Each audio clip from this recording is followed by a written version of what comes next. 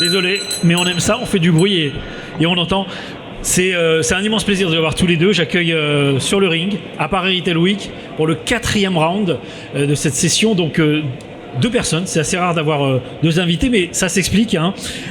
En premier, Mathieu Degeorges, de Leroy Merlin, responsable, leader, on dit, de la seconde vie. C'est ça. Bonjour. Bonjour Franck. Bonjour. Qui est venu avec son prestataire prestataire, Antoine Bagur de Circularix. Bonjour Franck. Bonjour. Alors, ravi de vous avoir tous les deux, d'abord parce que, ne serait-ce que par votre titre, leader des projets de seconde vie, c'est ça ? Ouais, tout à fait. Déjà, le titre m'enchante.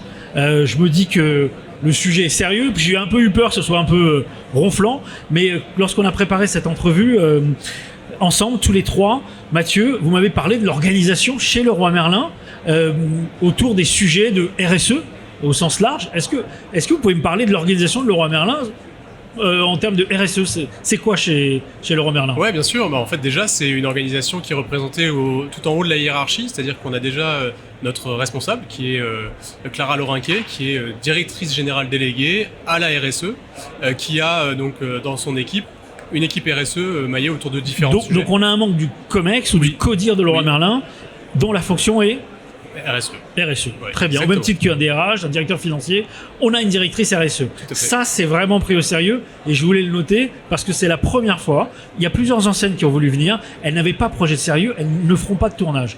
Donc vous faites partie de ceux que j'ai beaucoup appréciés, notamment par rapport à ce premier point. Et juste en dessous, alors, j'imagine qu'il y a une équipe. Alors juste en dessous, effectivement, il y a aussi un comité de direction de ce qu'on appelle, nous, l'impact positif, qui est la RSE chez Leroy Merlin France, avec finalement plusieurs branches. Une branche autour du carbone, comment on vient mesurer et mettre en place des stratégies pour réduire nos empreintes carbone.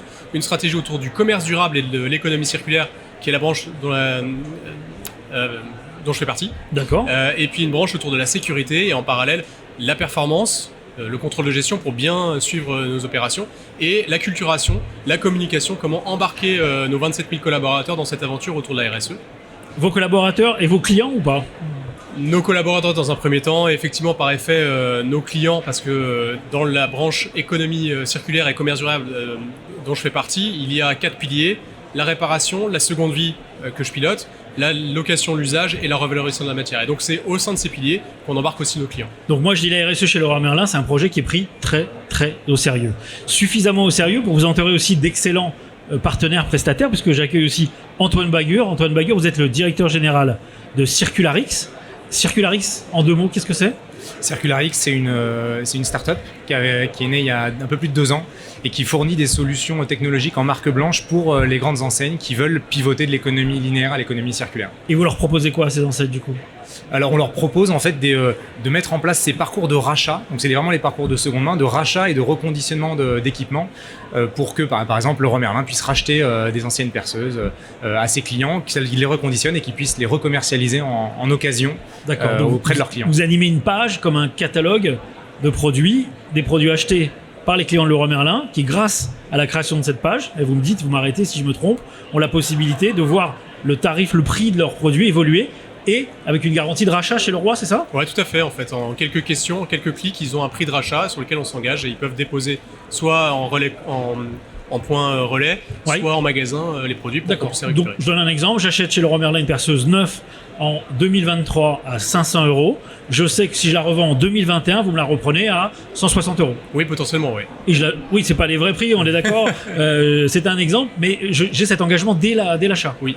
D'accord. Et c'est vous qui animez cette page. C'est ça. D'accord, je résume bien. Oui, est-ce que je résume bien ? Parce que c'est important de vulgariser, de bien expliquer, parce que moi je trouve ça très intéressant. Vous avez une forme d'argus en fait, des produits d'occasion de Leroy Merlin. Vous, je vous ai déjà vu ici. Vous êtes, ça fait la 2e année que vous postulez pour un prix, c'est ça ? L'année dernière, vous aviez remporté on a remporté le prix, le Paris Retail Award dans la catégorie RSE, justement. Toujours avec le même produit, la même prestation ? Toujours avec la même plateforme. Et cette année, vous postulez pour le trophée dans la catégorie logistique ? C'est ça. Pour le même c'est sujet. le Paris Retail Award dans la catégorie logistique, et la différence c'est que en fait comme on embarque en fait dans Circularix, il y a un vrai volet logistique qu'on appelle la reverse logistique, donc c'est comment rapatrier le produit de chez le client aux entrepôts de Leroy Merlin.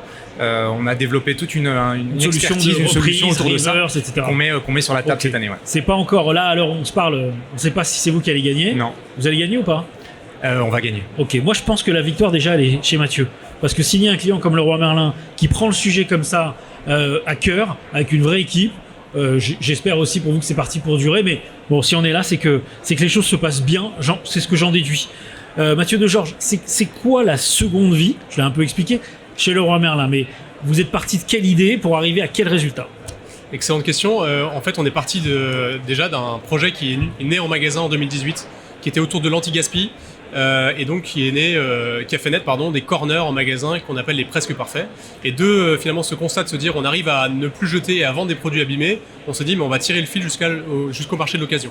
Donc assez rapidement, on s'est posé des questions autour du marché de l'occasion. Donc c'est un produit neuf qui a pris un coup dans le transport, vous le soldez, c'est dans une bannière un peu en mode promo, vrac. Exactement. Et les gens achètent. Exactement. Ça, c'est ce qu'on voit dans plusieurs enseignes. Oui. Chez vous, alors, l'initiative que vous avez menée est originale. Qu'est-ce que c'est devenu? Alors, en fait, assez rapidement, je disais, on s'est posé des questions autour du modèle. Parce qu'en fait, l'occasion, il y a plusieurs modèles. Du C2C, Le Bon Coin ou Vinted. Et plus récemment, grâce notamment à des acteurs comme CircularX, du C2B2C, c'est-à-dire comment on devient acteur au milieu, à l'intermédiaire, où on rachète pour revendre et potentiellement reconditionner au milieu. Et en fait, c'est le modèle qui nous a paru être le plus pertinent, le plus apporteur de valeur et qui permettait justement d'assurer finalement une pérennité dans le business. Pour moi, votre projet il va beaucoup plus loin que les projets C2C qu'on voit habituellement. Parce que on imagine le produit que j'ai acheté chez vous, je veux le revendre sur Vinted ou sur une autre plateforme, peut-être Mano Mano, plus spécialisée.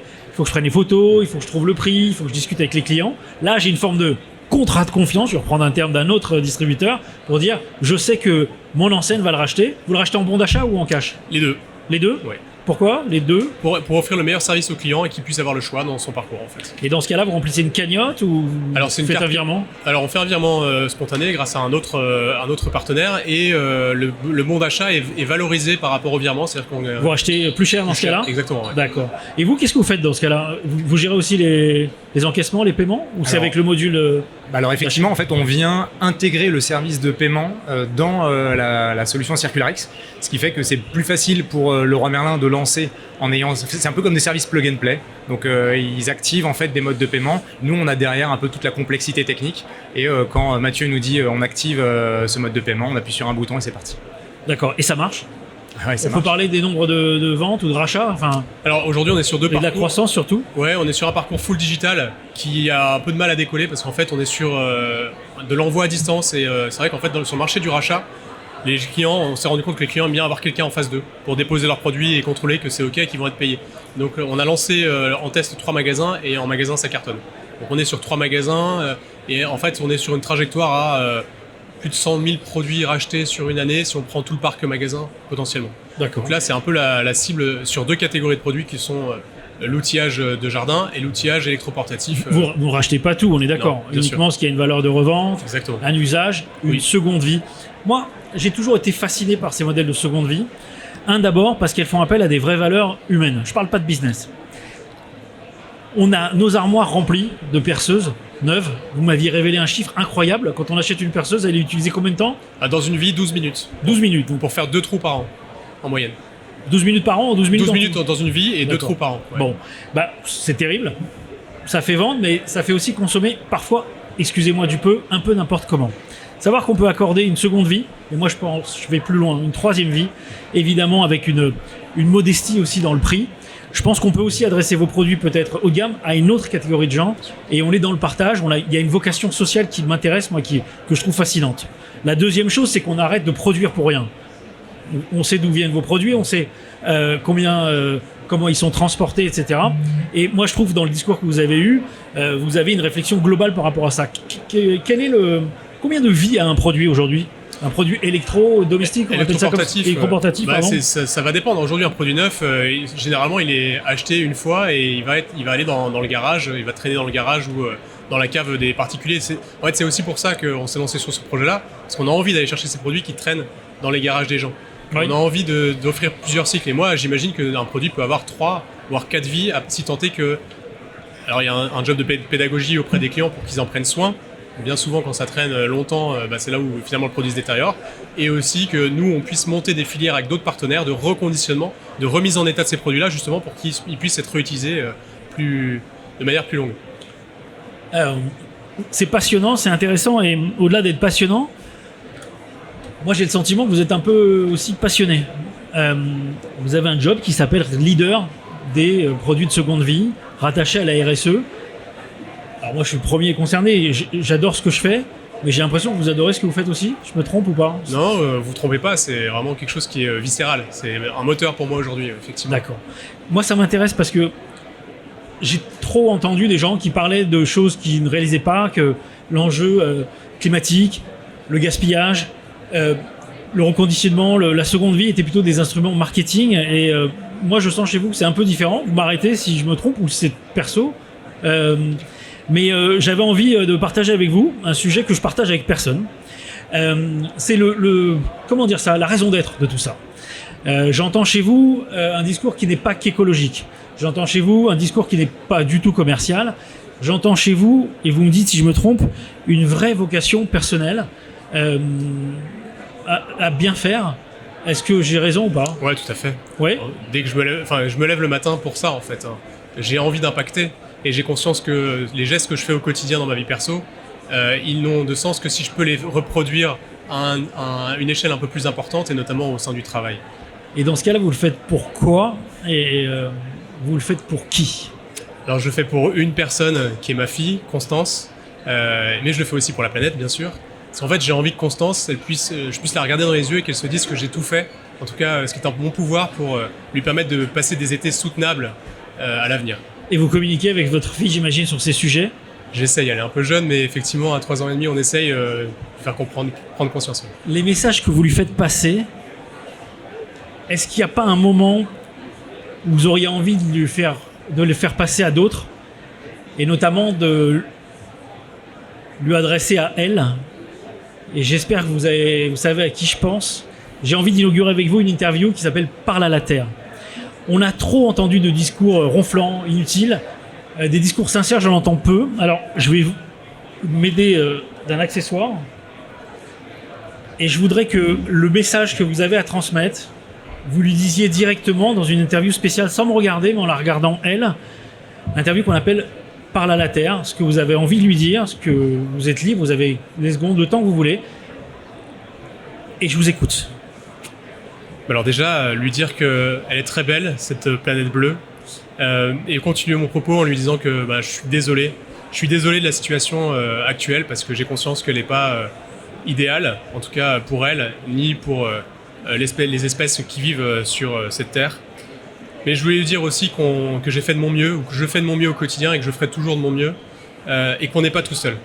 On n'est pas tout seul et on est dans une situation difficile, mais on va s'en sortir. Mais en tout cas, c'est pour ça que j'essaie de faire ma part, comme le colibri, si cher à Pierre Rabhi, malheureusement déjà parti. Ce même colibri qui continuait inlassablement à tenter d'éteindre un feu de forêt avec quelques gouttes dans son bec. Agacé, le tatou le taxa de fou. Ce n'est pas avec ces quelques gouttes que tu éteindras le feu de forêt. Ce à quoi le colibri répondit « Je le sais, mais je fais ma part ». Magnifique, on va y arriver.